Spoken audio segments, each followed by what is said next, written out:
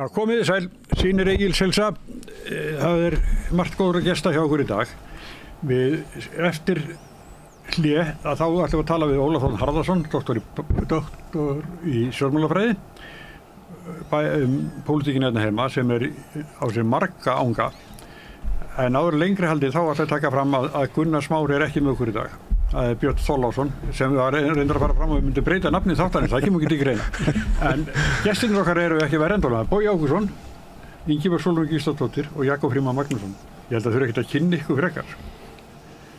Ég held ekki sko. En hérna, það sem við langar að byrja að tala það efnahagsmálin.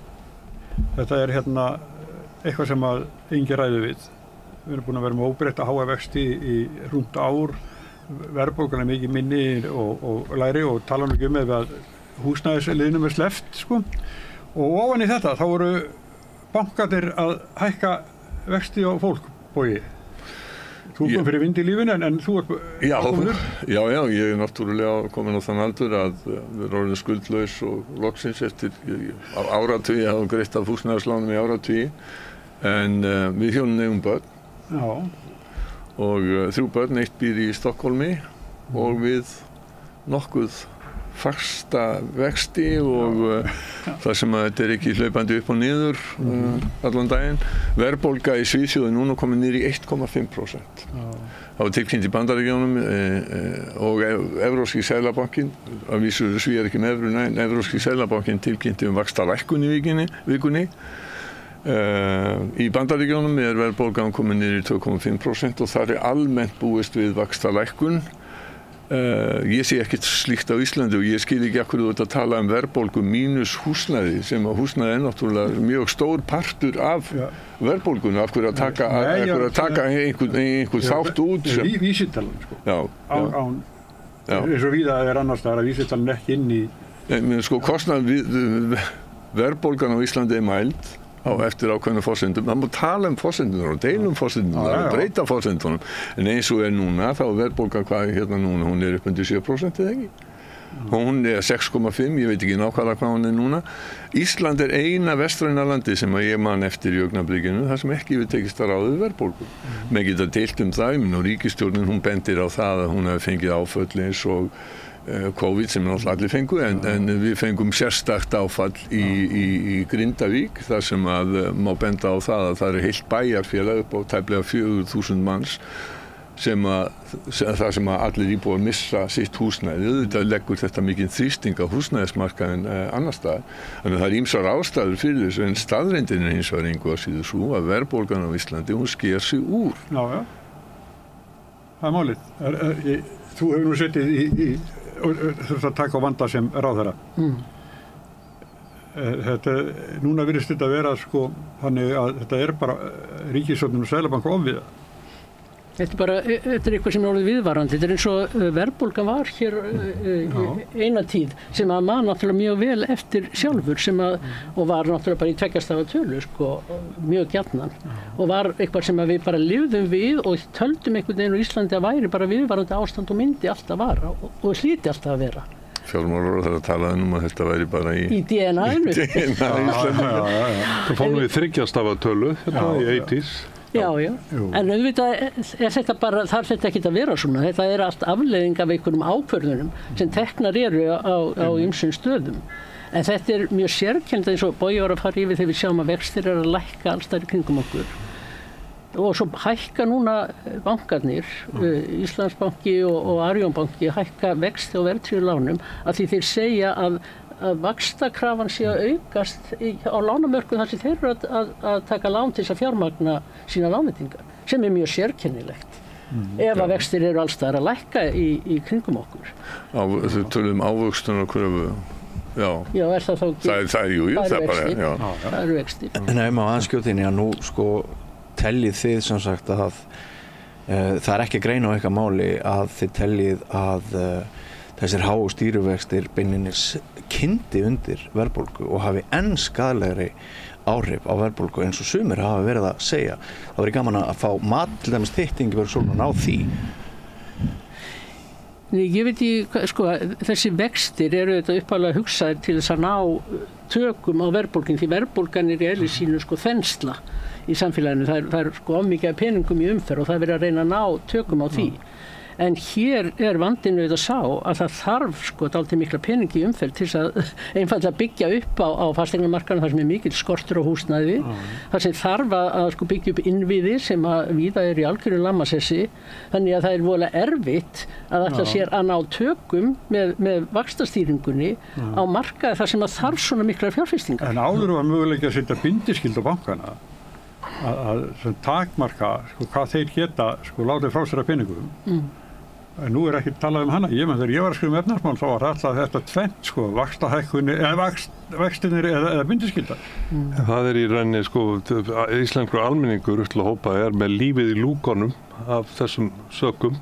Hann að missa húseignir og smærri fyrirtæki. Þetta ofviða venjulegu fólki að fá svona stökkbreytingar á milli missera. Og það sem að kannski alvarlegt í þessu líka að það eru kannski hagfræðingar sem að við eigum að hafa mikla trú á sem eru með líf okkar í lúkonum. Og það sem þeim finnst þarna við Klakkopsveg, það skal verða og það skal blífa. Hvernig sem mönnum blæðir af þeim meðulum og svipum. Og ég var að benda á það bara í grein í helgina á Vísi að það sko tiltrú okkar á hagfræðingar. Hún kannski dálítið í uppnámi núna af því að við erum hætt að trúa. Fólk til að hópa hætt að trúa gamla barnatrúin sem var, hún að fjara út og það að trúa á að einn postuli í Seðlabanka Íslands sé svo alvitur og hann eigi bara að ráða hvernig okkur líði hver mánaðamót. Það held ég að fjara undan slíkum spámönnum hér og það alltaf alvarlegt ef þú treystir ekki. Eitt að treysta pólitíkin ekki, en ef þú treystir ekki þeim sem að leggja á ráðin svona sko beinharða peninga bara úr kjörinn maður, en var skipaður embættismaður. En má ég aðeins stökkun hér sko, vegna þess að það náttúrulega fleira heldur en Seðlabankinn sem að ræður því hvernig þetta verðbólgan þróast og hvernig efnahagslífið þróast. Það eru nokkur tæki og eitt af því eru stýrivextirnir, annað auðvitað ríkisfjármálin sem skipta verulegu máli og svo það þetta vinnumarkaðurinn. Og þetta sko við erum með þaninn vinnumarka, okkur vantar fólk og þegar það þá náttúrulega þá sem sagt frekar aukið í heldur en hitt. Við erum með vanfjármagnað mjög margt í okkar opinbera kerfi og þar þarf að spýta í og þá situr eftir Seðlabankinn sko eitt sem á að eiga við stöðuna. En ef við horfum á ríkisfjármálin og ríki þá náttúrulega eitt ráð sem væri auðvitað hægt að fara í sem að menn þora ekki að snerta á meðan sjálfstæðisflokkurinn í ríkisstjórn og það eru skattahækkanir. Það eru bara til þess að fjármagna allt þetta sem þurfum að fara í, það þarf bara aukið fé í ríkissjóð. Lýðveldi Íslandi vanfjármagnað. Já, það vanfjármagnað. Sko, forsætisráðherra var nú á annarri stöðu í morgun og einmitt að saka Samfylkingunum það að hafa ekki önnur ráð heldur en skattahækkanir en það hins vegar alveg rétt að það hafa verið skattalækkanir. Sjálfstæðisflokkurinn segir að það hafa komið miðstétt og fólki í lægri tekjuhópum meira til góða. Ég bara hef ekki neinar forsendur til þess að tala það í sjálfu sér. Ég hef ekki séð neina slíka útreikninga.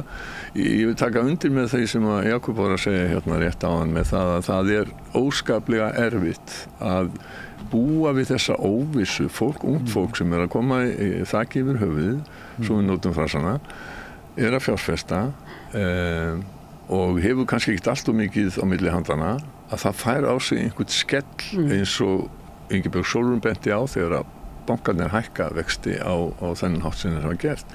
Á hinn bóginn ætla ég að vara pínu okkur lítið við þeirri umræðu án þess að vera að tala sérstaklega seðlabankastjóra eða aðra, vara við þeirri umræðu að draga úr því að sérfræðingar viti betur heldur en þeir sem eru ósérfróðir. Við sáum þetta til dæmis í umræðunum Brexit þegar að Michael Gove, sem var náttúrulega helsti leiðtogi Brexit sinna, þegar hann var orðinn rökþrota vegna þess að það var búið að benda honum á það að það sem hann hafði verið að segja gengi gegn öllum upplýsingum og ráðleggingum sérfræðinga. að þá sagði hann bara, ég held að fólk sé búið að fá nóga sérfræðingum. Þetta finnst mér vera popúlismi. Við verðum að átta okkur á því að 2 + 2 eru 4, þeir eru ekki 3 eða 5 eftir því sem að einhverju ákveðni stjórnmálamenn vita. Við sjáum ekstrem dæmi þetta vestur í Bandaríkjunum akkurat þessa stundina. Það sem að spilað á tilfinningafólks, ekki röksemdir, það ekki staðreyndir. Staðreyndir eru óumdeildar. Fyrrverandi aðstofamaður eða blaðafulltrúi Trumps, hún talaði öðruvísi staðreyndir. Það ekkert öðruvísi staðreyndir. Það eru staðreyndir. Ég ætla rétt að segja valkvæða staðreyndir, og það nú þannig með blessaða hagfræðina, hún náskild sálfræðinni. Þetta voðalega mikið hvernig mann líður með hlutina, hvað menn finna hérna í göttinu, hvað kann að fara að gerast. Og það til dæmis ef þú skoðar gröfin á vísitölum hinna ýmsu þátta, þá sérðu að húsnæðisfaktorinn, það koma einhverja bólgur á hann sem eru spekulatívar. Og af því eru dregnar heilmiklar álagtinnar og þar með talið vaxta og verðbólgutengdar ákvarðanir. Og ég vil bara meina það að hagfræðingar sem eru sífellt að gefa álit hitt og þetta, samanber hið nýja álit sem kom núna, það væri veiðigjöldin væri ákaflega bara íþykjandi fyrir útgerðina. Skilurðu, þegar þú kaupir þér svoleiðis álit og birtir það sem hagsmunaaðili, þá ertu að draga úr trúverðuleika hérna sömu stéttar sem á að vita allt og geta allt. Ég langar að segja ykkur, ég var eins og fyrirlestri vestur í háskóla, þessi Jón Daníelsson hagfræðingur og hann var miklu stuði, mjög skemmtilegur fyrirlesari og raukfastur. Já, og þegar hann búinn að leyfa hann spurningar á sal og þá kemur Guðmundur G. Þórarinsson og fór að setja verkfræðingur, að setja eitthvað út á það sem hann var að segja, og þá sagði Jón, fyrirgeðu, þú ert verkfræðingur. Ég hagfræðingur. Því líka mentarroki. Nei, hann sagði, munið svo mikill að þú ert að hanna brú og hún bara hanna brúna. Þú hefur allt til þess, en ég hagfræðingur og ég að tala efnahagsmál og stjórnmálamenn stjórna þeim í rauninni. Og þá ef einn vitlaus ráðherra segir eitthvað, þá dæmið mitt bara farið. Það eitt sem að Seðlabankinn, sem að þessi alvaldur í lífi og líðan stórs hluta almennings á Íslandi ætti að vera að gera miklu meira. Það kallað quantitative easing, það að segja svona magnbundin íhlutun. Það bara að dæla peningum inn í kakakerfi? Já, akkurat. Það fær, skilurðu, það linar á verðbólgunni. Ef þú notar svoleiðis meðul, þá geturðu, ef þú ert að manipulera þetta spil, þetta gangverk, þá þarf þetta að kunna nógu vel á það til þess að láta það virka. Þetta hefur því miður bara ekki virka, meðulinn virka ekki, fólki missi trúnarétt, eins og ef læknir gefur þér magnil við krabbamein og ekkert breytist, nú þá ferðu og hittir annar lækni. Ég engin sérfræðingur í hvað maður að segja, stjórn efnahagsmála eða í því hvernig seðlabankar eiga að vinna og hvernig þeir eiga að beita sínum tækjum. En maður getur haft meiri skoðanir á því hvernig ríkisfjármálin eiga að vera og hvernig stjórnvöldin eiga að haga sér. Og þau mega náttúrulega ekki skynja Seðlabankann einan eftir með vandan eins og þau hafa gert hér. Og þegar ég tala skattahækkanir, þá ég að tala að það verður að fjármagna þetta kerfi. Það algjörlega vanfjármagnað. Það getur bara ekki verið að svona ríkt samfélag eins og Ísland til að vera með heilbrigðiskerfi sem komið á fótum fram, að menntakerfi sem þarf miklar fjárfestingar, samgöngukerfi sem í mólum og vegakerfi í mólum. Það bara getur ekki verið að við þurfum að vera með þannig samfélag á Íslandi. Og það verða að koma peningar inn í þetta, þýðir ekki að tala annað. Og þeir peningar og ég ekki að tala þar að auka skattahækkanir á allan almenning eða launafólk. Það eru fyrirtæki, það eru auðug fyrirtæki hér í þessu landi. Og fjármagnstekjur og skattur á fjármagnstekjur, eða útsvar á til dæmis fyrir sveitarfélögin. Góðu fréttirnar eru þær að það eru 1450 milljarðar núna til skiptana í fjárlögunum og það bitist það hvernig þeim skuli varið. Þetta endar í 1500 milljörðum. Það eru góðar fréttir að við skulum vera að taka svona óbáslega mikið inn, meira heldur en gert hefur verið ráð fyrir undanfarin ár, tekjurna bara meiri. En ég hef leyft mér að líka Íslandi hinnu nýja við Disneylandið sem að mikill segur á aðsókn og allir vilja koma og upplifa fleiri og fleiri. ef að það væri fullt af slysagildrum, þá væri það mikil orðsporsáhætta fyrir fyrirtækið. Það verður að laga þessa rennibraut þarna og þessa hringekju þarna, svo verður ekki mannskæð slys. Það á ekki að þurfa að hleypa verðinu inn í Disneyland upp úr öllu valdi. Þeir dreifa því bara á lengri tíma, vita að aðsóknin verður stöðug. Við einhvern veginn kunnum ekki að reka okkur almennilega eins og skemmtigarðurinn sem við erum orðin og það er paradox í því að við þurfum að verja fé til þess að viðhalda og laða hér fólk að, velborgandi, að það þurfa að bitna á Gunna og Jónu í einhverjum launastörfum sem að breytast ekki mikið frá ári til árs og þau skulle vera þjáð af velgengni einnar greinar eins og ferðaþjónustunni kentum þetta stórum hluta. Við verðum að finna leiðina til þess að láta öllum líða vel, bæði þeim sem eru að græða og svo þeim sem eru bara í vinnunni og hafa enga burði til að mæta þessum ósköpum. Björn Þorláksson, þú ert svo hóvar, þú bara búin að bíða lengi eftir að fá orðið. Þetta eru gestir okkar. Ég tala hérna hverjum degi. Það er ekki hverjum degi sem við erum með svona góða gesti, þannig ég vil endilega þau tali sem mest. Já, endilega þegar Gunnar Smári með mér, þá talar hann á þessi. Fæ sem hluta þáttunum, Þú ert að lesa hann af, gerðu vel. Já, takk. Þetta er launsonur Egil sem er hér hóvar og lítill í sér. Mývetningurinn.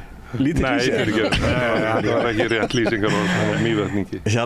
Mér langar til þess að bara minna á að í umræðu okkar Seðlabankann þá þurfum við að fara aðeins aftur í tíma núna. Við þurfum að fara til vorsins þegar láglaunastéttirnar sömdu í því trausti að vextir myndu lækka sem er náttúrulega mesta kjarabót sem skuldugar fjölskyldur standa frammi fyrir. Og ég hef mikið velt þessu fyrir mér sem að þið eru þetta sem þið eru að tala að þetta séu staðreyndir og vísindi og eitthvað hvað maður gerir. Þetta eru pólitískar ákvarðanir líka að bara stjórnmálalegar ákvarðanir sem teknar eru ekki bara út frá einhverjum staðreyndum, það eru þá selektívar staðreyndir eins og þú voruð að segja að einhverju leyti og það er sem sagt stjórnmálaleg ákvörðun núna að virða ekki þann hóp Íslendinga sem er mjög skuldugur, nánast allt ungt fólk, nema ungt fólk sem á ríka foreldra sem geta hjálpað því áfram í lífinu og í rauninni alla þá sem ekki eiga. Og þegar stýrivextir Seðlabankans hafa verið 9,25% í meira en ár og það er ekkert gert til þess að koma á móts við væntingar fólksins sem samdi í vor og ekkert gert til þess að semja við okkur foreldrana sem eigum börn sem eru nú bara í miklu mæli að hrekjast burt frá Íslandi. Það er staðreynd. Það er engin, ef samfélag segir þér að þú getur ekki eignast húsnæði í landinu sem þú fæðist í, þá náttúrulega þetta ferði eitthvað annað. Já, Svana Helen Björnsdóttir var hérna hjá okkur daginn sem er formaður hérna verkfræðingafélagsins og hún sagði að aldrei áður hafi verið margar fyrirspurnir frá verkfræðingum störf í öðrum löndum. Ég þekki það bara umræðu tveggja yngstu barnanna minna að þau bara vita það að það er ekki hægt að eignast húsnæði á höfuðborgarsvæðinu á næstu árum. Þau eru aktíft að leita að ekki bara námi, heldur bara húsnæði, þau eru bara að skoða borgir út í heimi og lönd, hvar getum við verið? Og ef ég má aðeins klára, mér finnst að sjónarhorn hagfræðinganna í Seðlabankanum sem þú segir að hafa mikil völd, það virðist vera mjög forréttindablindu-legt sjónarhorn. Hagfræðingarnir í Seðlabankanum, þeir fara út að borða með öðru fólki sem er með mjög góð laun, miklu meiri hærri laun heldur en þorri íslenskar alþýðu. Þetta virðist vera mjög stéttaskipt umhverfi sem við búum í núna og kannski getum við rent okkur þaðan yfir í fjárlagafrumvarpið sem margir kalla niðurskurða frumvarp. Ert þú til dæmis sammála því, Ingi Björgsson? Ég veist ekki spyrja mig fjárlagafrumvarpið. Okay. Ég er ekki pólitíkus. Ég er fyrrverandi pólitíkus. Og þegar maður er í pólitík þá þarf maður að hafa skoðanir á öllum milli himins og jarðar og ef maður hefur hann ekki og maður bara koma sér upp í snarasta. Nú er ég í þeirri stöðu, ég þarf þess ekki. Og ég er ekki búin að fara í gegnum fjárlagafrumvarpið þannig að ég geti talað það. Ég ætla ekki að þykjast það skoðanir. Þannig gaman að ljúka þessum þætti og syngja eitt lag saman úr fjárlögunum eldri. En stóra spurningin kannski, komið slíkt neyðarástand að við höfum ekki lengur tíma til þess að hlusta á hagfræðinga Seðlabankans. Alltaf bara að segja 9,25 næstu 5 árin. Sko Björn, ég held að í fyrsta lagi þá verðum við náttúrulega skilgreina athuga það að nú ég ekki gerast talsmaður ríkisstjórnarinnar en sko við skulum hafa sem á hluti á hreinu varðandi Seðlabankann. Hann hefur skilgreint hlutverk í lögum. Já. Sem kynna að vera einhver leit á misskilningi byggt líka. Lögin eru lög. Lög. Í dag. Það þitt hlutverk sem alþingismaður að breyta þeim lögum en á meðan lögin gilda þá eiga menn að fara eftir lögunum og það gildir lögum Seðlabankann og annað. Ég hef ekki sett mig það djúpt inn í þetta. Ég heldur ekki pólitíkus og hef ekki verið það frá því að ég var 24 ára gamall í stundapólitíkinni í Háskóla Íslands. Að það er bara hlutverk Seðlabankans að gera það sem hann að gera. Ingibjörg Sólrún bendir hér síðan á það að það er hlutverk stjórnmálanna að leggja annað í púkkið til þess að ná verðbólgunni niður. Og að því að ég var að segja, ég er ekki talsmaður ríkisstjórnarinn eða ríkisstjórnarflokkarna, þá vil ég líka benda á að þeir segja og benda á í sambandi við kjarasamningana. Það hafi ýmislegt verið gert til þess að koma til móts við þá sem eru með lægstu laun, til dæmis ókeypis skólamáltíðir sem að vísi í gegn en partur af þessu. Þannig að þetta er ekki allt á eina bókina lært. Við skulum bara gæta fullkomlega sanngirni. Það sem ég að segja bara að Seðlabankinn stjórnvald og Seðlabankinn pólitískt stjórnvald á hverjum tíma. Ekkert bara í vakúmi. Allt að einhverju leyti pólitískt þegar ræðir stjórnvald. Pólitískt í þessu sambandi, sko. Þetta er náttúrulega ekki flokkspólitískt. Nei, ekki flokkspólitískt, en pólitískt samt. Og að koma ekki á móts við fólk eftir væntingarnar sem urðu í vor. Við muniði bara hvað við vorum eiginlega öll vissum að í haust myndu vextir lækka. Í því skjóli semja verkalýðshreyfingarnar við sína viðsemjendur í vor. Við keyptum frið út af það að haustið yrði skárra. Núna bara ekkert sem bendir til þess að vextir muni lækka næstu mánuði. Og það ekki í lagi. Eftir Arion og Íslandsbanka hækkunina núna á föstum á verðtryggðum vöxtum, þá sjáum við það að aukin afborgun af 50 milljónir króna húsnæðisláni, hún var nú svakalega áður náttúrulega í þessu vaxta umhverfi, en núna var hún að hækka 300 til 400.000 á ári. Ofan á sem sagt allan þann hrylling sem orðið hefur hjá þeim sem skulda. Ég bara óskaði til hamingju með það Bogi Ágústsson að hafa klárað húsnæðislánin. Ég flutti frá Akureyri fyrir þetta. Heldur þetta hafi verið eitthvað sérstaklega auðvelt fyrir okkar kynslóð? Það hefur aldrei verið sérstaklega auðvelt að koma sér upp húsnæði. Reyndar alveg rosalega misauðvelt. Það alveg lott og hvort þú fæðist bara 60 eða 65 eða eitthvað. Við erum nokkur sem höfum verið samferða verðtryggingunni frá upphafi, bara frá við keyptum fyrstu íbúðir og við þekkjum í annað umhverfi. Já, en fyrir 4 eða 5 árum vorum við hvött til þess að kaupa íbúðarhúsnæði eins og enginn væri morgundagurinn og okkur var líka sagt af Sjálfstæðisflokknum að það væri komið lágvaxta umhverfi til að vera.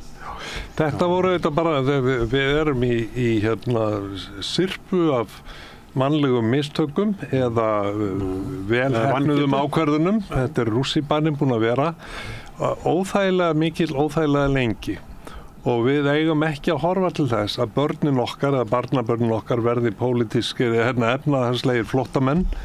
Þú varst að nefna einhver dæmi, dóttir mín Bryndís, hún var til dæmis að keypti sér íbúð, það var einhver 45 milljónir og svo flutti hún til Danmerkur og leigði þá íbúðin og þar gat hún fengið sambærilega íbúð aðeins út úr Köpen klukkutíma fyrir helmingin af því sem hún hefur borgað fyrir íbúðinni hérna í Reykjavík og ekki á 9,5% vöxtum, heldur 1,5% vöxtum. Svona einfaldar myndir sem blasa við ungu fólki leiða til þess að það kýs frekar þá að vera einhverstaðar þar sem að þú borgar 1,5 og ert í stöðugu umhverfi en ekki í rússíbana. Vegna þess að það ekki hollt fyrir neinn að vera að lifa í rússíbana. Það hefur bein áhrif á andlega heilsu og við glímum við dálítinn andlegan heilsubrest hér á Íslandi. Stór hluti öryrkja að glíma við andlega bresti og við þurfum að komast út úr þessu. Við þurfum að komast út úr þessu verðtryggingar bixi sem við erum eiginlega ein þjóða eftir með. Bannað í flestum öðrum löndum. Við þurfum að komast á lygnan öryrkjansjóð og höfum allar forsendur til þess og það er bara spurningin það veldur hver á heldur og Seðlabankastjóri eða teymi sem að ræður ekki við hlutverkið þeir verða að fara rétt eins og þeir sem að ráð ekki við það að reka stór fyrirtæki. Það má ekki vera einhver æviráðningar klásula inn í einhverjum embættismönnum sem að hafa svo mikil völd sem Já, það er alltaf 4 ára ráðningartími, það er nýbúið að endur 5 en þannig að sko það menn get ekkert seti í róliheitum og leiki sem með þetta spilverk sjóðana og haldi bara að þetta verði allt í lagi því þeir eru öryggi sjálfur. Það verður að vera hættan á því að þú eru látin fara ef þú stendur þig ekki, ef þú kannt ekki nógu vel á móti Jakob, sko, nú þú fyrirgefur, sko, mér finnst ekki að embættismenn eins og til dæmis hæstaréttardómarar, seðlabankastjóri, að þeir eigi að sitja í skjóli einhvers tiltekins ráðherra í einhverju tiltekinni ríkisstjórn. Það er búið að skipa þá og það verður þá að vera einhver veruleg embættis mistök og afglöp að slíkt fólk sé rekið. Þetta er allt annað. Sjálfsögðu, en það hvenær komum við að þeim mörkum? Hversu lengi þolum við ráð læknisinn sem að veðjar á ranga lyfið árum saman? Sko, þetta það er bara ein leið fyrir banka núna. Ráðherrar, bara fyrir mér er það bara sko alveg klárt, ráðherrar eiga ekki að geta rekið embættismenn fyrir að vera pólitískt ósammála. Ef embættismennir eru að framfylgja þeim lögum sem að Alþingi hefur sett starfsemi þessar tilteknu stofnunar, það er bara slíkt gengur. Ég taka fram svo að verði nú engin misskilningur hérna í einhverjum uppsláttar fyrirsögnum. Ég er ekki að leggja til að seðlabankastjóri verði rekinn, en ég er að segja að það þarf að vera það sem er á ensku kallað sense of urgency, þannig að menn geti ekkit verið bara svona slakir, þeir eru með ráðningarsamning næstu 5 ára, þeir eru að prófa sig áfram með hitt og þetta. Þetta er full-time job 24/7 að halda utan svona mikilvæg mál og láta gangverkið virka og það er bara ekki að virka og það eru fleiri leiðir til en svo sem hefur verið valin hér. En það er aldrei hæpi, Jakob, skilur að gera seðlabankastjóra sko einan ábyrgan fyrir því Já, það eru margir þættir sem spila það er alveg þannig að vextir þurfa að hækka og hann tekur ekki eins og þá ákvörðun sko einn og sjálf. Það er heil nefnd sem vinnur með honum í þessu. Mér langar svo festust ekki bara í þessu góða tíma. Mér langar að horfa vestur haf aðeins fyrir þangað. Það er nú viðvarandi skemmtiþáttur í gangi. Já. American Entertainment. Já. Er það skemmtiþáttur? Það má líka segja að það sé tragedía. Já, ég segi það má flæja sig máttlaus. Og þú náttúrulega er trúnar Jú, hvað er að gerast? Það er náttúrulega mögulegast öllum þeir sem er að fylgjast með fyrir vestan. Við erum annars vegar með það er hætta á því að ég nota orðið hætta alveg bara meðvitað á því að fyrirverandi forseti verði aftur forseti og það eins og ef það væri kosið í dag þá held ég að Donald Trump myndi vinna. Það er eiginlega það sem er stóra máli sko. Hvernig má það vera? Já, það er góð spurning og það þarf einhvern sem að þekkir bandarískt samfélag og betur heldur en að ég geri. Mér er alveg gersamlega skiljanlegt að stjórnmálamaður sem að lýgur margoft og staðinn að því, leiðréttur og heldur samt sem áður áfram sömu lygi, að hann skuli bara yfirleitt fá að vera í framboði. Ég bara skildi ekki. Ég bara minni á það að fyrir svona 40 árum eða eitthvað rúmlega 40 árum á stjórnmálamann í Bandaríkjunum sem var mikil stjarna og var í miklum uppgangi, Gary Hart. Það komst upp eitthvað hans einkalíf og hans líf og hann var búinn, það þekkir hann ekki nokkuð maður í dag. Þeir hluti sem að Donald Trump hefur gert, hefur sagt, þeir eru svolítið 1000 sinnum verri, en það virðist enda mun hann víst hafa grínast með það sjálfur einhvern sem hann geti myrt mann á Wall Street og bakgrunnur hans myndi ekki gera annað heldur en að halda áfram að kjósa. Það virðist vera svo. Það er alveg sama hvað hann gerir, hvað hann segir. Hins vegar virðist sem að Kamala Harris, hún hafi svona séð veika bletti á honum. Og við sáum það í þessum kappræðum sem að framfóru í síðustu viku. Hún heggur vel. Já, hún lagði fyrir hann gildur sem hann féll í og hún svona pikkaði þá hluti í hann sem að koma við kaunin á hann því hann er mjög hégómakjarl greinilega og þegar hún ýtti á eins og þegar hún sagði að fólk færi fundunum hjá honum. Já, færi af fundunum á honum af leiðindum að þá greinilega þá ertist hann, hún engdi hann upp í það að koma með ýmsar svona yfirlýsingar sem að ekki verða til þess að styrkja hans stöðu hjá fólkinu sem er á miðjunni. En við skulum ekkert ganga af því grublandi að það eru nokkur 100.000 manns kannski einhverjar milljónir í þessum svokölluðu sveifluríkjum 7 sem að ráða úrslitum vegna þess að það vita allir hvernig kosningarna fara í Kaliforníu, það vita allir hvernig það fara í New York, það vita allir hvernig það fara í Montana og öðrum ríkjum. Spennan þessi ríki og þetta ekkert óskaplega margt fólk. Síðan svona hlutir eins og það að Taylor Swift hún hveti fólk til þess að skrá sig á kjörskrá og styður Kamala Harris. Þetta getur haft áhrif og þegar að munurinn svona lítill þá getur þetta haft afgerandi áhrif. Hún verður hins vegar að gæta sér nokkrum hlutum sem að Hillary Clinton klikkaði á. Hillary Clinton, hún fór ekki og hélt ekki fundi í þessum sveifluríkjum eins og hún hefði átt að gera. Og Hillary Clinton klikkaði líka á því að vera ekki tiltæk fyrir fjölmiðla. Donald Trump var allt öðruvísi 2016. Það var hann var alltaf til í að svara öllu hvenær sem var og við hvern sem var og með þess að hringdi hann inn í þætti til þess að alveg eins og hann gerði núna þegar hann brýtur svona reglur það að hann fer inn í blaðamannaherbyggi eftir til þess og það bara ekki gert, það venjulega, það eru bara aðstofamenn sem að gera það. Þegar hún verður að gæta þessu ef hún á ekki að tapa fyrir honum. En hún hefur slegið dálítið í gegn, miklu betur heldur en ég bjóst hún myndi gera, því að hún var ekki sérstaklega góð þegar hún var sjálf að reyna að komast í forsetaframboð. Og hún var bara það var svolítið langt síðan. Nei, það ekki mjög langt síðan. Það var bara síðast. Fyrir 4 árum? Fyrir 4 árum, já. Fyrir 4, já. Þá var hennar kosninga bara ekki góð, hún var ekki fókuserð og hún var bara ekki góð. En ég hefði ekki sérstaklega trú að hún myndi koma vel fyrir núna, en hún hefur gert það og það var ný íslensk konu segir það að Íslendingar myndi kjósa hana með mestu stuðningu við Trump í miðflokknum. Já, og Reykjavíkurbréfið mótvarsmaður býtti fyrir þér. Helgað forsetakosningu Bandaríkjanna stórum hluta vik eftir viku. Já, alveg stórkostleg.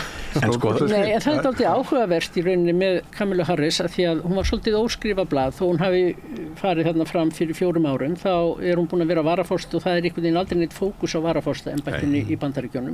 Þannig að hún hefur ekkert haft tækifæri til að skína eða sína kannski hvað í henni býr. Og þar alveg dálítið óskrifa blað og ég held líka að Trump hafi sjálfur ekkert vita á hverju hann átti von. Af því hann hefur ekkert séð til hennar og vissi ekkert hvernig hann átti þá að undirbúa sig undir debatt við hann vissi nákvæmlega með Biden hvernig hann átti að tækla Biden og hvernig hann átti að reagera á hann en ekki með Kamilu Harris og þar kemur það kannski kostur þess að hún búin að vera svona baka til það kannski að hún kemur svona allir með óvörum, hún kemur sem svona óskrifa blað. Man dettur einmitt í hug að það hafi komið honum stórkostlega óvart að hún skildi fella hann í sjálfu sér á hans eigin brögðum í þessu einvígi með því að koma með pólitískar persónulegar stungur og fara að tala um tilfinningar, fara að tala um að það væri hlegið að honum og allt þetta. Maður sá bara hvernig hann minkaði. En þetta auðvitað ekki skemmtileg pólitík Nei, hún er á lágu plani. Bara svona rosalega lágu plani. Kemur nú ekki á óvart að Íslendingar hallist frekar að Kamilu en Trump Þetta er alveg óhemju furðulegur fýr og fer þvert á öll gildi sem við erum búin að sammælast hér svona varðandi Sko ég held að sko fyrirlitning hans á konum og þeldökkum og öllu því sem að við teljum vera sjálfsagðan og eðlilega hlut, þetta er auðvitað bara annað tímabelti heldur við koma okkur saman upp. Já, en sjáðu til samt Jakob að og lítur á könnunina hann hefur helst stuðning hjá ungum hægrisinnum körlum. Já, en sko það sem að gerist mun gerast í þessu sem að mér finnst að við ættum að ræða Sigurjón hérna ef að Trump skildi nú vinna eins og alveg raunhæfur möguleiki á að hvað gerist þá?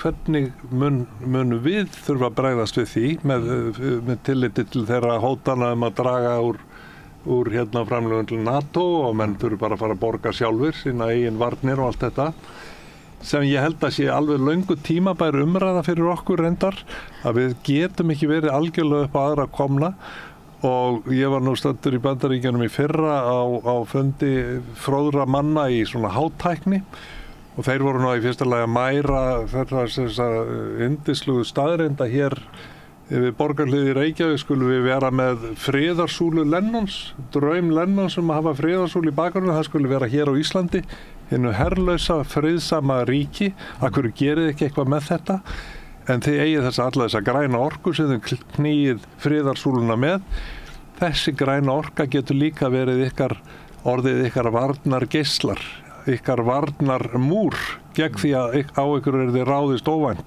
og ég held að þó að vera ekki annað en að koma okkur upp slíkum svona búnaði og koma skilaboðum að framfæru það ekki voga ykkur nálægt okkur, ekki voga ykkur að hugsa á þeim nótum sem Hitler var að hugsa hérna 1940 og Bandaríkjamenn og Bretar reyndar gerðu hérna beðnir að koma hér og taka hér land en allavega hvernig bregðumst við þeim fréttum að Trump sé orðinn forseti Bandaríkjanna með þeim afleiðingum sem hann hefur boðað.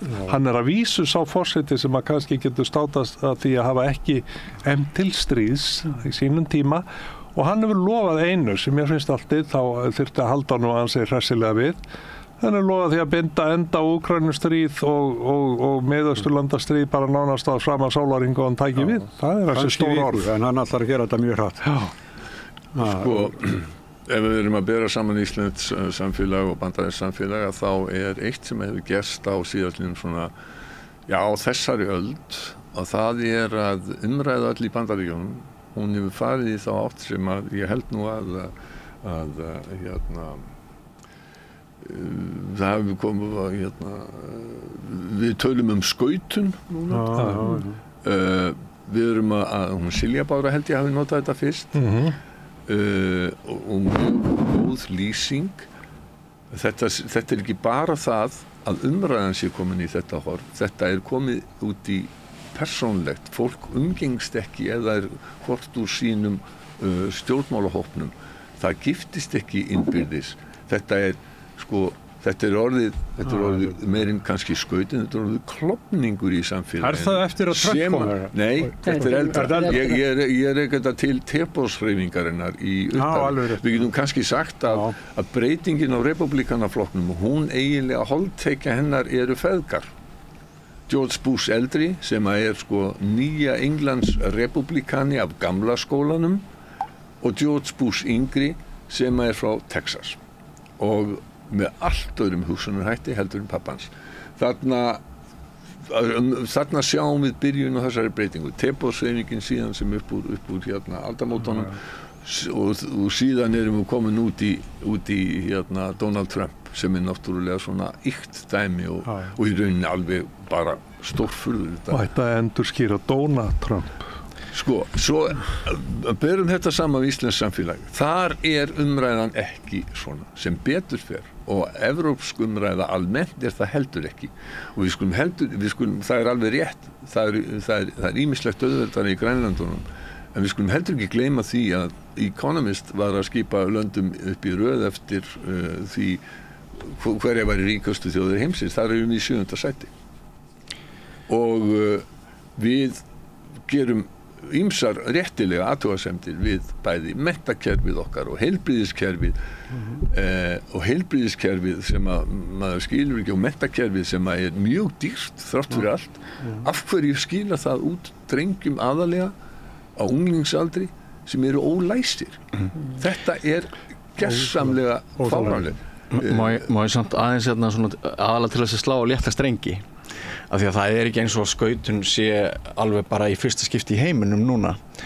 að fá að auglýsa aðeins fyrirgeðum Sigurjón minn. Þú tók skauta hér framhjá nei, ég fyrirgeðu, ég er að nota þetta sem auglýsingu fyrir bókina mína sem kemur út eftir hálfan mánuð en það er svona að koma út bók eftir hálfan mánuð spillingu, íslenska spillingu og meðal gagna sem ég las var fundargerð sjálfstæðismanna í borginni í kringum 1930 fyrir cirka 100 árum þar sem fram kom alvarleg tillaga það að sjálfstæðismenn myndu bara giftast konum innan sjálfstæðisflokksins einnig.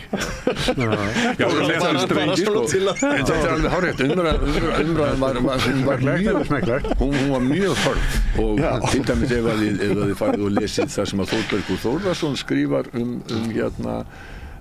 pólitík á 4. áratug síðustu aldar. Þetta er harka sem að við þekkjum ekki langt í frá sem betur fer.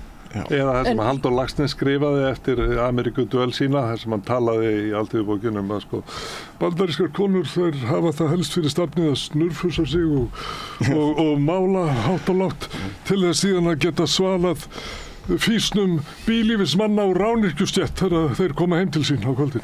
Þetta hefði nú ekki verið klappað upp í dag.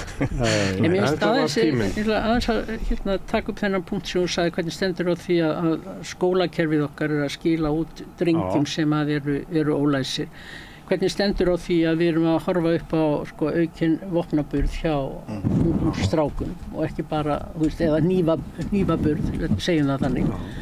Þetta er auðvitað mikið áhyggefni en nú og svo ætla ég að nefna í því sambandi að mér finnst að karlmenn mættu líta sér aðeins nær sitjandi hér með ykkur öllum þessum karlmennum. Fjóra hérna. Já, vegna þess að því karlmenn verður líka að taka utan ungu drengina. Það gerðum við konur. Við tókum utan stúlkuna til þess að valdefla þær og gera þær að gerendum í eigin lífi sem þær ekki voru. Þetta skiptir máli að við berum ábyrgð á öllum þeim sem er að alast upp í okkar samfélagi og öxlum þá ábyrgð og afhendum hann ekki bara leikskólakennurum eða kennurum í grunnskólunum eða hver það er. Stígum inn sjálf og tökum ábyrgð. Og þetta er, ég held að karlmenn verði að hugsa sinn gang dálítið alvarlega. Það eru líka ungir karlmenn sem eru fyrst og fremst að taka sitt eigið líf. Þannig að það er mjög í rauninni margt erfitt í kringum unga drengi og unga karlmenn. Það er einhver meinfísinn karlmaður að skjóta því inn í umræðinu í síðustu viku. Hvernig væri umræðinu í samfélaginu ef að þetta væri fyrst og fremst stúlkubörn sem væri ólæs við útskrift og engangu karlmenn að kenna þeim. Þá nú sannlega heyrðist nú hljóður horni, þetta er alveg hárrétt ábending hjá þér. Við látum þetta gerast og við látum það líka gerast að kennarar eru láglaunastétt svona í stóra samhenginu sem ætti ekki verið í boði. Það ætti að vera meiri jafnari kynja vídd í skólakerfinu okkar og þetta misskilda kerfi sem byrjaði nú hérna einhvern tíðan kölluð sænska uppeldisfræðin þegar það var ekki lengur þú átt að mæta heim fyrir klukkan 8 á kvöldin, elskar mín. Þegar barnið fór að spyrja mamma, hvernig er ég að koma heim? Já, hvað finnst þér sjálfum? Það var þetta nýja og svo er búið að fella niður prófin í lestri. Það er vittleysa. Þú verður að halda fólki við efnið, þú verður að hafa próf og hræðsluna við það að falla, annars ferðu ekki áfram. Ég hef bara meiri áhyggjur af svona stærri myndin og líðan ungs fólks og líðan ungra kalla og ég vil að kallmenn taki þetta og ofbeldið strákar ofbeldi í samfélaginu. Ég var að skoða tölur það núna að því að var nú að drepa þarna þessa konu í Kenía þennan sem fór á Ólympíuleikana að fyrrverandi sambýlismaður hennar drap hana, kveikti í henni og það eru í heiminum í dag þá eru 30.000 konur eða stúlkur drepnar árlega og það er af mökum eða fyrrverandi eiginmönnum.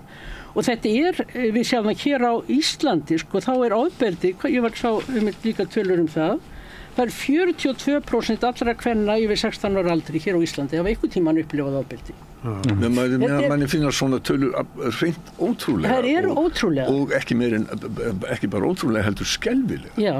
Og ég tek bara mælt þú manna heilust, Kvennaheilust. konur er líka menn, Já, að sko að með þessari áskorun til karlmanna að taka utan unga drengi, reyna að vera rétt fyrirmynd, reyna að vera góð fyrirmynd og reyna að sýna fram á að lífið þarf ekki að vera örvæntingafullt. Og við sem samfélag verðum hins vegar líka að spyrja okkur af hverju eru kerfin okkar þannig að þau eru að bregðast okkur. Við sem einstaklingar verðum að horfa í eigin garð, við sem partur af samfélaginu verðum að spyrja samfélagin af hverju það að bregðast. En maður segir hérna sko, það þú átt stóran þátt í þessu með sko vegu kvenna hefur aukist, það er kvennaframboðin og Vigdís Finnbogadóttir að fyrir þennan tíma þá var það bara þannig að maður var í fjölmiðlum að það var erfitt að fá konur þegar þær voru ekki, ef maður var að reyna þá var myndatakan eftir og þetta var alltaf svo mikið vesinn, en svo kom að kvennaframboðin og þið eru ekki svona sko, þið eru bara venjulegar konur í útliti og það eru fyrirmyndirnar. Þetta verður einhvern veginn þetta svo losnar svo margt. Já, sko, við verðum alltaf að stíga inn og reyna að bera svolítið ábyrgð á samfélagi okkur og ég held reyndar og ég ætla bara að segja það, við höfum lengi konur verið að kalla eftir því að kallmenn stígi meira inn í þetta og taki ábyrgð og þú veist, að reyna að breyta þessum viðhorfum kynbræðra sinna. Þeir bara kallar að setja eftir. En það sem að gerðist við kvennabyltinguna á Íslandi sem við getum hrósað okkur fyrir og talið okkur fremst meðal þjóða í jafnrétti kynja og hlutfalli kvenna í pólitík og atvinnulífi. Ég veit ekki neinar aðrar þjóðir sem hafa gert betur en við erum allavega að teljast í ýmsum mælingum vera þar efst á lista eins og víðar. Og það þegar þessi samfélagslega umbreyting verður, þá gleymdist eitt.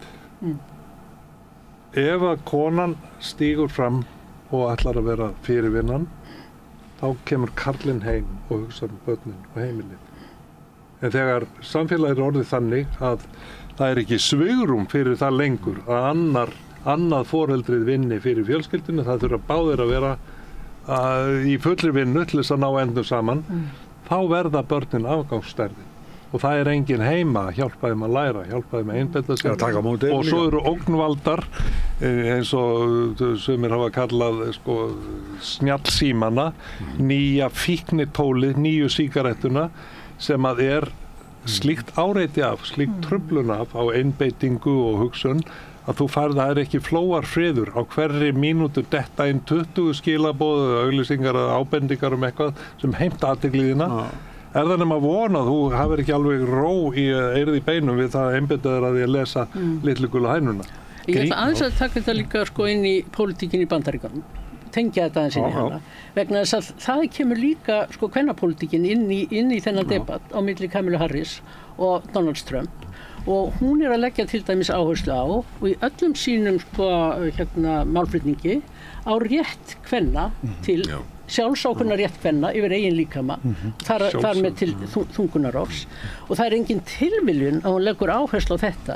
Þetta náttúrulega talar til sko þorra kvenna líka, sko, og lágstétta kvenna og millistétta kvenna og efristétta kvenna að þær hafi þetta frelsi og hún vil ná til þeirra sem kjósenda en líka hitt að það er í eiginlega öllum löndum, í öllum álfum og öllum trúarbrögðum þá liggur markalínan þarna. Það er að segja, annars vegar ertu með þá sem að geta talið svona sko frjálslyndir og umburðarlyndir og hins vegar ertu með þá sem eru stjórnlyndir og hneigjast til einræðis. Það vilt alltaf stjórna konum og líkama kvenna. Allt þessi stjórnlyndu öfl vilja ráða yfir konum og líkama kvenna. Svona afturhald. Já, það er bara markalína og ég sá þetta svo vel. Ég er búin að vera víða heim að vinna. Og ég sá þetta svo vel. Þetta skipti ekki máli hvort það voru kaþólikkar eða múslimar. Að það var alltaf þessi svona íhaldssömustu öfl beggja vegna vildu stjórna konum og líkama kvenna og klæðaburði kvenna. Þarna liggur markalína. Fannstu persónulega fyrir þessu í þessum störfum að þú ert kona? Að sjálfsögðu. Það var í miðri hringuðin. En til dæmis þegar þú varst að störfum í Varsjá og bjóst í borgum eins og Varsjá, var þó ekki töluvert munur Íslandi í hag hvað varðar þetta jafnrétti? Jú, við erum náttúrulega, við erum mjög framalega í þessu og við höfum sannarlega mikla miðla þarna. En ég sá líka með ég var í Varsjá og bjóð þar, hvernig þessi stjórnvöld þar sem voru sko íhaldssöm, kaþólsk stjórnvöld, voru alltaf að reyna að ná betur og betur taki á lífi kvenna og yfir líkama kvenna. Við sjáum þetta alltaf aftur og aftur. Og þess vegna dregur Kamala Harris þessa línu, því að hún ekki bara að draga línuna sko, fyrir konur, heldur hún að draga línu á milli frjálslyndarafla og afturhaldsafla. Afstæðan til hinsegin fólks, hún kemur líka dálítið mikið við svona sem skilgreiningaratriði á milli þessara hópa sem þú ert að tala um. Í Póllandi þá, jafnvel þó að sé búið að skipta stjórn í Póllandi, þá tekst nýju stjórninni ekki að fá þingmeirihluta fyrir að breyta einhverjum ströngustu lögum þungunarrof sem eru til í Evrópu. Á hinn sko, við skulum ekki missa okkur niður í ykkur þunglindi vegna þess að við getum hort á land eins og Írland.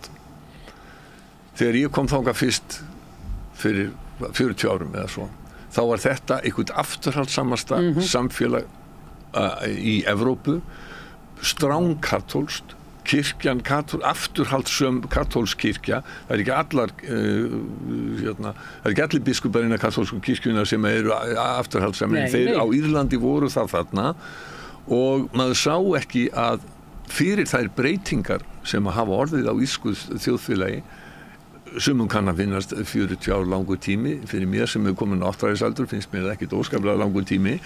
Þarna hafa orðið gríðarlega breytingar á skömmum tíma. Afstaða Íra, hún hefur gjörbreyst. Fyrir utan það að maður hefði aldrei trúað því að tækist að semja frið á Norður-Írlandi. Nei, eins og samþykkja þeir í þjóðaratkvæðagreiðslu hjónaband samkynhneigðra og þungunarrof. En ég var á Írlandi núna í vor í kringu kosningarnar til Evrópuþingsins og var að spjalla við þá og það dálítið merkilegt á Írlandi að það sem kannski tengist þessu en þó óbeint, það ekki hægt að kjósa utan kjörfunda í Írlandi. Þú getur bara kosið í Írlandi ef þú ert í landinu og mætir á kjörstað. Þú getur ekki kosið í neinum sendiráðum, írskum sendiráðum en neins staðar. Og ég spyr hvernig stendur á þessu að geta kjósa fyrir kjördag og utan kjörfundar. Það vegna þess að það eru svo margir skráðir borgarar í Írlandi sem búa í Norður-Írlandi og í Bandaríkjunum. Og þeir sögðu að ef við hefum til dæmis leyft utan kjörfundaratkvæðagreiðslu hjúskap samkynhneigðra, þá hefði verið fellt. Af fjarstundum sko. Af Bandaríkja, af Írum í Bandaríkjunum. Þeir eru komin mjög langt í rauninni á Írlandi sjálfur. Einn stærsta áskorun okkar í globaliseringunni allri sem hefur náttúrulega fært okkur að mörguleyti nær hvort öðru, það svo miklu styttra á milli þjóða og menningar heima en það var og áskorunin að mínum að þetta felst í því að hvernig samræmum við okkur þeim þjóðum sem eru að okkar mati kannski á annarri öld, í öðru tímabelti, allt öðru menningarheimi þar sem að trúin ofsatrú og ofstækisfull að okkur finnst, en hver verður að fá að ráða sinni trú, hvernig getum við samræmt sambúð okkar til langframa með friðsamlegum hætti í þessum veruleika globaliseringarinnar. Það sem við sjáum svona að ef að þinn Guð rauður og minn gulur og þá skalt þú réttaræpur og ef að þú ert ekki með klútinn yfir höfðinu frú Ingibjörg þá skaltu í fangelsið. Meira að segja í sömum löndum ef þú ert aðeins litríkt klæddur þá ferði í fangelsi. Og bannað að tala utanhús. Og skoðanir manna, meira að segja á Facebook, það farið að handtaka menn bara gott ef ekki á Írlandi, fyrir það að hafa verið að sýnt einhverja skoðun sem að var ekki, þá kom bara lögreglumenn og handtaka. Það kannast ekki við. Já, það Sigmundur Davíð var að halda þessu fram bara með konkrétt dæmi það, en þetta eru samt raunverulegir hlutir og ég sé það í Bretlandi þar sem að konur með búrkur koma og áreita konur sem ekki með búrkur, kannski breskar.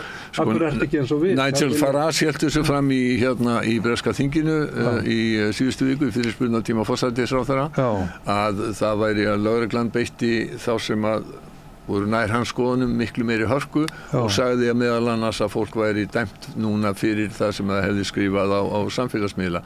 En ef að fólk hefur skrifað hatur á samfélagsmiðla, ef það hefur hvart til glæpa, ef það hefur hvart til þess, til óeirða, til árása á hótel þar sem að hælisleitendur búa, til annars líka voðaverka. Eða lækað. Ég kannast nú ekki við að Þú skulle láta Sigmund Davíð standa fyrir máli sín í þeim. Já, þú gerðu það. Ég ætla ekki að fara að rífast til Sigmund Davíð fjárstatan hér og hann kannski hugsanlega hefur ykkur dæmi um það en ég hef ekki séð það í neinni umræðu. Ég hef hins vegar séð það að menn eru dæmdir mjög hart í Bretlandi núna fyrir þessar óeirðir sem að voru núna í haust. Og ég bjó í Bretlandi á þeim tíma þegar spennan í Bretlandi af völdum Norður-Íra var slík að hér var hvergi óhætt, það voru sprengjur í ruslafötum og það gat allt gerst fyrir örfáum árum síðan, hugsaðu ykkur, þannig að heimslutin er nú ekki lengra komin. Má ég segja eitt um þetta sem þú varst að koma inn á? Símana, samfélagsmiðlana, síáreitið og hvaða áhrif þetta hefur á börn. Mér finnst mjög umhugsunarvert að Grímur Atlason hjá Geðhjálp, hann segi að hann myndi, og hann byggir þetta bara á lærðum niðurstöðum, hann myndi frekar rétta krakka Camel sígarettu en GSM síma. Undir 12 aldri það sé skárra rétta krakkanum Camel sígarettu heldur hann að leyfa honum að drekkja sér í þessu og hérna við höfum verið að fjalla töluvert skólamál hér á Samstöðinni síðustu vikur. Kennarar á Íslandi eru almennt þeir eru svolítið skeptískir á skrefið sem Akureyringar stigu síðastliðið haust að banna símanótkun í grunnskólum. Svo hittir þannig á að vinur minn býr í Ástralíu og hann var í mat hjá mér í fyrrakvöld og hann segir að Ástralir hafi bannað þetta fyrir einhverjum árum og það sé engin umræða. Það er líka í Svíþjóð. Já. Og fjölskyldu þar, það er krakkarnir alltaf. Það er engin umræða það En hér er alltaf þessi við erum þessi skrýtna þjóð, Íslendingar. Við erum ekki Hvað finnst þér sjálfri, elska mín, að vera með síman? Það er þetta einstaklingsfrelsi sem að trompar svo óbúslega margt. En rétt vegna af því að réttilega hefur komið fram að þú ert einn af þeim sem að brýtur blað hér, kvenskörungur mikill og það er heiður að hafa þig hér í þessari umræðu Ingibjörg Sólrún. Takk fyrir það. Að sem sagt, gladdi það ekki hjartað þitt við þingsetningu núna í vikunni að sjá konu í biskupsstóli og konu á forsetastóli sama daginn að þær voru reyndar báðar að ræða þar sem að þú varst að tala áðan ofbeldið, hnífamálið, stúlkuna sem Jarðsungi var í fyrradag. Þetta er auðvitað gríðarlegur áfangi þetta er mikil áfangi að vera með konur í þessum æðstu embættum og þetta verður náttúrulega sýnileiki verður svo mikil og þetta hefur mikil áhrif á bara ungar stúlkur að sjá þessar fyrirmyndir. Ég held að það sé fátt sem mikilvægara í lífinu en góðar fyrirmyndir. Þá kom afturinn þegar þú varst að segja Bogi. Það sem að karlmenn þurfa að vera góðar fyrirmyndir fyrir drengi. Og það þýðir ekkert að tala. Og ég ætla nú að taka bara persónulega reynslu þegar maður var að ala upp sína drengi. Ég á 2 drengi og svo í 2 barnabörn þar báðir drengir. Þannig að það eru bara karlmenn í kringum mig. En ég á afskaplega góðan eiginmann og hann sagði alltaf þegar við vorum að ala upp okkar syni og vorum að tala um hlutina. Þetta er ekkert spurning um að tala um þetta. Það er að sýna það í verki. Þú verður að vera það sem þú segir og það er það sem við verðum að gera allstaðar. Þetta stöður fyrirmyndirnar svo mikið. Svo eru til aðstæða sem að þetta er ekki mögulegt þessu brotin heimili og það er alltaf einhverja fyrirmyndir En má ég aðeins að því að hérna í fram að því sem að Björn og Ingibjörg voru að tala hérna við erum samt sem að það er ekki komin lengra en svo í jafnréttisbaráttunni að okkur þykir það frétt og tökum það fram að það séu 2 konur sem að séu forseti og biskup Þetta á og til skamstíma var þriðja konan í forsætisráðherra embættinu, það hefur nú verið heilög þrenning. Nei, þetta er auðvitað á bara að vera sjálfsagður hlutur og bara stundum er að kona, stundum er að kall og þetta bara á veltast einhvern veginn. Þegar múrarnir að brotna þá segjum við frá því, sko. Þegar múrarnir að brotna þá segjum við frá því. Já. En sko, við getum ekki annað en skemmt okkur aðeins yfir skoðanakönnunum. Nei, það virðist vera, sko, fylgi flokkana, þetta er alveg ný myndsögur að sjá. Og það er náttúrulega, byrjum á Samfylkingunni, hérna, hún er eitthvað nálægt 27-28%. Hún fer með himinskautum. Já, en nú hefur nú gert það áður. Já, hefur gert það áður. Þú varst það nú bóðskap vel sjálf. Nú er vandamálið að halda þessu. Já. Hún er svolítið til hlés og auki fylgi. Nú er hann að fara að tala fyrir stefnu sinni og þá kemur gagnrýni og fleira, er ekki... Jú, en þetta er kannski svolítið eins og Kamala Harris. Já. Þú heldur það, meðan þú þarft ekki að vera þarna frammi á vellinum, skilur. Hún þarf þess ekki. Mér finnst þetta, ég var að hugsa þetta með hana Kristrúnu, Frostadóttur, formanninn. Mér finnst þetta mjög skynsamlega að spila hjá henni. Hún notar tíma núna, þau eru stjórnarandstöð, til að fara allt og tala við fólk og svona átt að sjá því hvað fólk er að segja og hvað er að hugsa og hvernig við getum best náðu utan það. Þú myndir spila þetta eins? Já, ég held ég myndi gera það. Þetta er mjög skynsamlega gert. Nú er tíminn til þess að gera þetta og svo kemur þetta svo tími sem hún þarf að koma og taka sviðið. En núna þarf hún þess ekki. Hún tók nú aldrei sviðið í hádeginu og í Sprengisandi, það var hún í hressilegum debatt við forsætisráðherra, rétt á það. Ég heyrði það ekki. Þorsteinn Pálsson sagði þetta með mig, sko, sá sem er stæðstur, hann á að segja sem minnst. Já, halda sér til hlés. En hún, að þessu leitinu til að þá hún að gera það sem að Kamala Harris ætti að vera að gera, hún er í sveifluríkjum, sko, afla fylgis. Nei, auðvitað hérna er mjög fyrir okkur sem að ólumst upp í fjórflokkakerfinu eða 4+1 eins og við stundum sagt að þá er það mikil tíðindi að sjá Sjálfstæðisflokkin könnun eftir könnun undir 20%. Það var flokkur sem hefði verið sko verulegur ósigur að fara undir 30% þegar við erum alast upp. Hins vegar þarf ekki að, því að ég veit nú að þú ert að fá Ólaf Þ. Harðarson hérna á eftir, ég þarf ekki að vera sko doktor og prófessor í stjórnmálafræði til þess að sjá samhengið á milli þess hvað það hefur vaxið fylgi Miðflokksins og Sjálfstæðisflokksins hefur minnkað. Þannig að það er klárlega þarna mikið flæð á milli. Mér finnst ólíklegt til dæmis að mjög margir að þeim sem á kursu Sjálfstæðisflokkin hafi farið yfir lengra til vinstri græn sem er náttúrulega með afskaplega lítið fylgi eða Pírata eitthvað svoleiðis.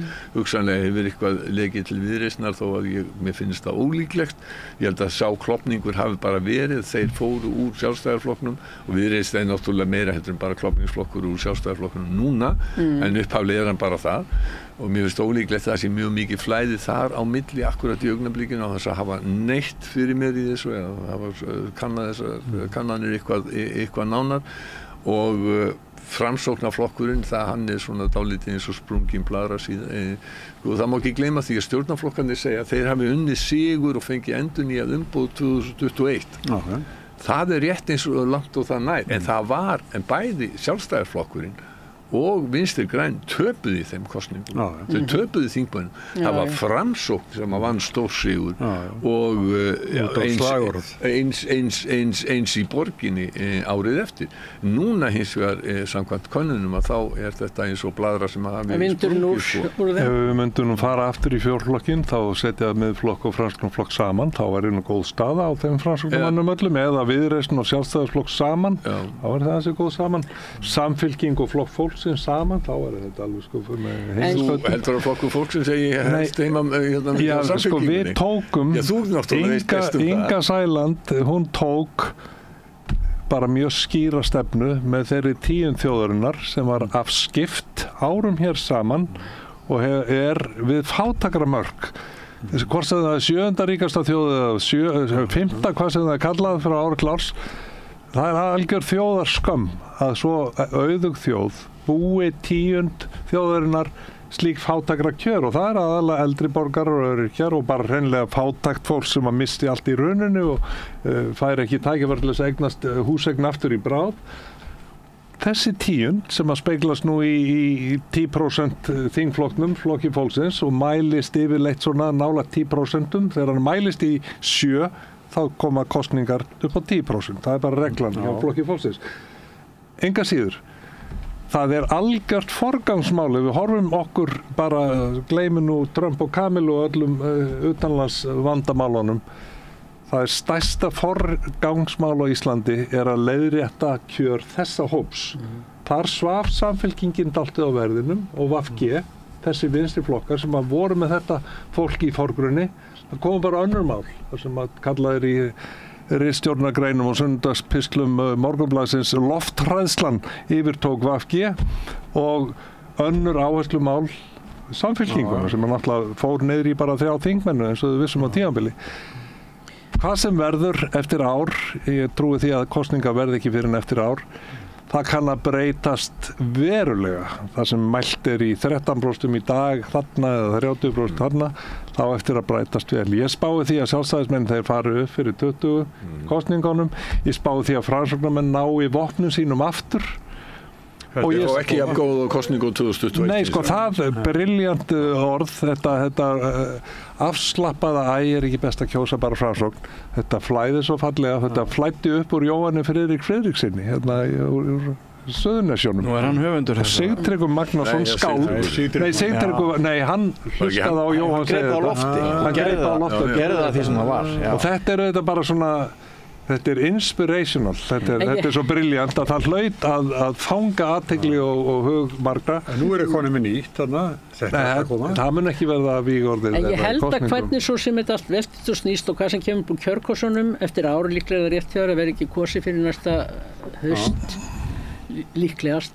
Og það kannski, maður veit ekki alveg hvernig þetta allt saman fer, þá held ég að við stöndum andspænis því núna og það sé bara staðreynd að verða að Sjálfstæðisflokkun bara að verða flokkur eins og hver annar. Hann var alltaf rík í ríkinu, hann var bara einhvern veginn höfuð og herðar yfir og tók svo mikið rými og fekk svo mikið rými. Og ég held að sá tími, hann leiði undir lok í borginni 1994. Já, 4 flokkar sem verða 8 flokkar, það breytir töluvert miklu. Þetta gerðist í borginni 94 sem var þeirra hjartað í Sjálfstæðisflokknum, það var þar.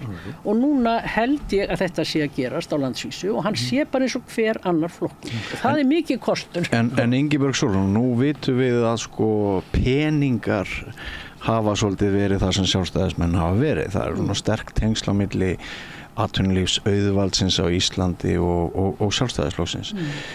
Kann að vera að ítök sjálfstæðisflokksins verði alltaf einhvern veginn langt umfram prósentutöluna í ljósi þess hverjir styðjan. Það til dæmis, við getum nefnt fjölmiðla sem ekkert mjög margir lesa. En þeir sem lesa þá eru áhrifahópurinn sem tekur stærstu ákvarðanir hvers ríkis og í því ljósi hafa fjölmiðlarnir gríðarlega áhrif þótt þeir hafa ekkert mjög marga lesendur. Getur verið að sérðu fyrir þeir að tengslin á milli auðsins á Íslandi og sjálfstæðisflokksins gætu þau rofnað líka samfara því hvernig flokkurinn að draga saman? Ég þori nú ekki að spá neinu það, en ég held að það sé nú ýmsir fleiri sem hafa svona innhlaupjum, sínst nú til dæmis þessi tálsir svona auðmenn í kringum miðflokkinn. Það var allavega þannig.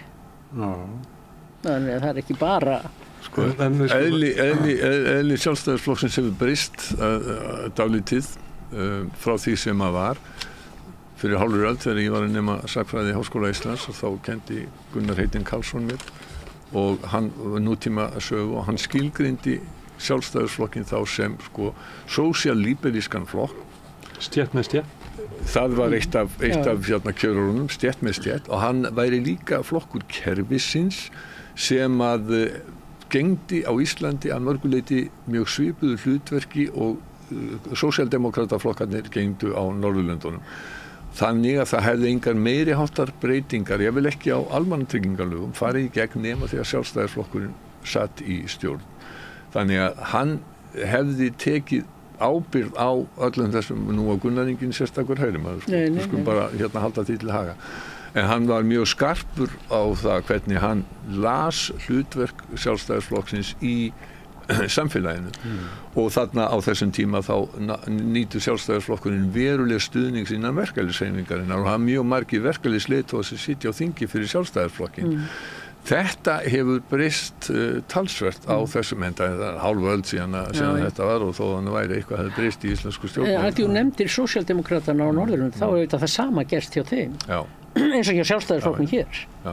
Þeir eru ekki lengur þetta ríkinu sem þeir áður voru. Þannig við erum bara að horfa á breytta tíma í í Danmörku þá eru kratarnir í stjórn með mið- og hægri flokk. Já. En svo allra Það er óhugsandi fyrir einhverjum sanngirni sé nú gætt, þá skulum við segja sem svo að þessi flokkar, fjórflokkurinn kom sínum málum á dagskrá.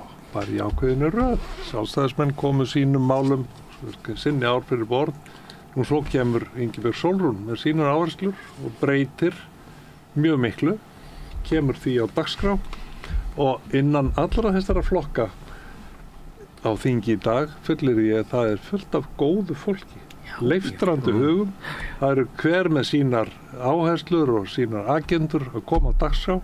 Og það sannarlega gerist í þingstörfunum og nefndunum öllu slíku og svo velst það að ári hverjir taka við stjórnartaumunum og þá verða líkendur nýjar áherslur eins og lítur út núna. Þá mun Kristrún taka við forsæti að óbreyttu og þá verða hennar áherslur og meiri jafnar áherslur settar á dagskrá að óbreyttu. En það þýðir ekki það að öllu hinu verið kippt úr sambandi. Ég var að benda á að það sem að kannski mælist illa núna, það er allavega eitt sem að sjálfstæðismenn geta státað sitt alltaf af. Það er það að nýsköpunar umhverfið á Íslandi er sennilega eitt af besta í heiminum. Við erum á 4 milljarða helgaða nýsköpun. Og það er alveg ótrúlega blómlegt og spennandi umhverfið þar. Ég vil líka segja framsóknarmönnum til hrós að menningarráðherra þeirra er búin að setja stefnur fram í öllum lykilmálum, í ferðamálum, í skapandi greinum, kvikmyndum og tónlist og öllu og það er unnið alveg gríðarlega markvisst og fókust af því. Það er gott. Nú ég ætla að segja að formanni Flokks fólksins það til hrós og hún hefur sett málefni viðkvæmustu hópana á Íslandi hressilega á dagskrá og ég heiti engan þingmann og engan ráðherra sem er ósammála áherslum Flokks fólksins. Og það hefur sannlega verið gefið undir fóti með það að það muni verða leiðrétt, þessi halli, þessi 10% hópur sem er reyndar auðvitað leið á þjóðinni fjölgar þá stækkar sá hópur hlutfallslega en að það verði leiðrétt og það verði lagað. Það væri sannlega búið að því ef það hefði ekki verið COVID og Grindavík að svona trufla það ferli. En ég er að segja með svona öflugt fólk að tala máli hinna ýmsu hópa samfélagsins, spennar allt ritofið, þá held ég að við eigum að vera ánað með okkar ástand og bera það sama við ýmsar aðrar þjóðir þar sem að ástandið er mun síðra og bendi á Pútil í austri og Biden og Trump í vestri. Nei, ég er nú bara samanburða. Munin á milli landa og svo. Pútil á Trump. Á móti get ég alveg tekið undir með Jakob þó ég hef ekki verið þáttakandi í stjórnmál, ég hef verið að skoða stjórnmál í hálfa öld. Ég þekki fullt af stjórnmálamönnum og hef unnið með fullt af stjórnmálamönnum eða mönnum sem fóru síðar út í stjórnmál og ég get eiginlega sagt að það eru undantekningar en langflest af þessu fólki er þarna vegna þess að það vill vinna landi og þjóð gagn. Það er þarna af heilindum. Það eru undantekningar hins vegar. Ég bara segi það eru undantekningar þar sem fólk er meira að hugsa sjálft sig eða einhverja sérhagsmuni en lang flestir eru heiðarlegt og gott fólk. Já, þannig skulum við enda. Svona jákvæð. En má ég samt segja eitt? Já. Af því að ég var að þakka Ingibjörgu Sólrúnu áðan fyrir allt þitt góða starf í þá jafnréttis, þá langar mig líka til þess að þakka þér, Bogi minn, fyrir allt þitt góða starf sem fréttaþulur. Frábær fyrirmynd. Og hvar hefði í hvaða átt hefði líf mitt farið ef ég hefði ekki haft stuðmenn, þannig að takk fyrir þitt, Kobbi. Stuðmenn hætti aldrei segja, Jakob. Það er bara stendur. Já, en það var Bogi, Ingibjörg Sólrún og Jakob Frímann. Takk ykkur fyrir komuna. Og hér eftir augnablik sest hjá okkur Ólafur Þórn Harðarson. Með því að ganga í leigjendasamtökin styður þú baráttu leigjenda. Leigjendasamtökin eru fyrir öll þau sem vilja vinna að réttlæti og öryggi á húsnæðismarkaði. Leigjendasamtökin.is